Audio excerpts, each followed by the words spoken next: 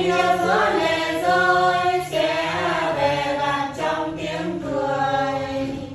Đây là lúa vàng tươi đang từng ngày lên đón đời.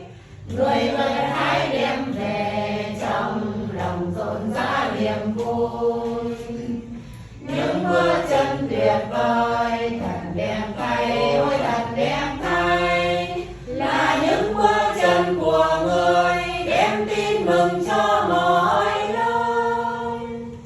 Băng qua núi ngàn đồi vững vàng niềm tin đi tới, qua bao gian khó đầy vơi vẫn tràn niềm vui cứu đời.